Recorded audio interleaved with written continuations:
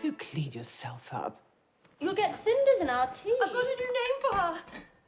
Cinderella. I didn't bear to look so dirty. Oh, dirty Ella. Cinderella. That's what we'll call you. Disney's Cinderella brings the fairy tale to life in grand Hollywood style, with dazzling effects, sumptuous sets, and gorgeous costumes. The mind behind those beautiful clothes is three-time Oscar winner Sandy Powell. She joined us in the newsroom to talk about what goes into a fantasy film. When we talk to costume designers, we often talk about the psychology of a character. It's Disney and it's Cinderella, so you would think the psychology is simpler.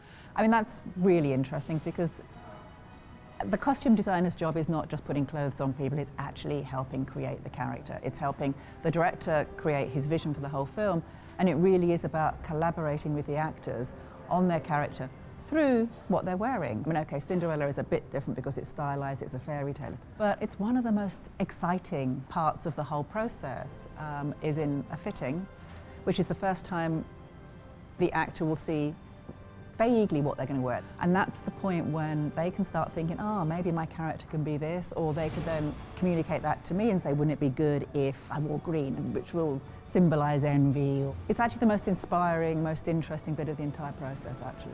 Tell us about some give and take that you had on this picture. Cate, in particular, is very, very collaborative and very good fun to work with. I mean, she had strong ideas about how she wanted the character to be, but based on images that I had come up with, and then she produced her own images, and we traded images, and a lot of those began with photographs from 1940s movies, with, you know, Joan Crawford, Marlene Dietrich, Greta Garbo, and that kind of really dramatic lighting and dramatic makeup. There's that moment in the film where she exits the carriage, comes up the stairs, and then we just get the silhouette of her. Well, this really was, of all the stepmother's costumes, probably the most important one because it's her reveal. So it really had to create an impression. So first and foremost, the silhouette was important, and that was, we'd come up with the silhouette for all her clothes, obviously, earlier. I wanted her character to be sophisticated and elegant, I mean, almost like a fashion plate, because I think there is something rather intimidating about the woman who is perfectly dressed, you know, from head to foot, perfectly, impeccably dressed. There's something a little bit scary about that. You actually have the characters sniping about clothing. What an ugly dress. And she's skinny as a broomstick. And that stringy hair. It made it more fun, I mean, especially with the sisters. I mean, the sisters are superficial and silly. I mean, the most important thing to them is dressing up, and what was quite good about them was I could actually go vulgar with them. I didn't have to make them look tasteful. The tableaus in this movie are so beautiful. I've worked closely with Dante Ferretti and Francesca Laschiavo, who was the set decorator. Personally, what I do in a scene is that I actually have all the fabric samples, all the swatches of the colours that everybody's wearing, and I lay them all out. I lay them all out on a table and see how it all works together and then move things around. Smile! It's really not unlike couture.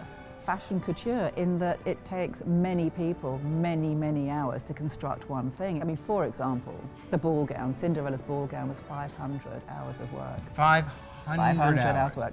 20 people. And that's just for the ball gown? Over 20 people. That's just for one ball gown. But it's built up of lots of layers, and there's a lot of fine handwork in it. Even though it looks very simple, it actually is just very time-consuming. Does Disney get involved with the design process on a film like this? Because we know that it's going to be toys, it's going to be lunchboxes, it's going to be figurines. I must admit, I was completely amazed that they left me alone. Having said that, I was aware. I knew that these things would then have to be made smaller and work just as well on a smaller scale for kids, or adult dressing up clothes, or dolls. So with that in mind, I kind of designed something that I hoped wouldn't get ruined when it was made smaller.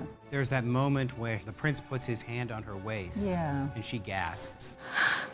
Yeah, that's lovely, that, isn't it? That little sort of, that little, yeah. It's very tactile. I think it's a combination of Lily looking fabulous in the dress, and the way that it's shot, you know, in the way that it's edited, and that little sound, that little gasp actually really says it all, doesn't it? It makes you feel.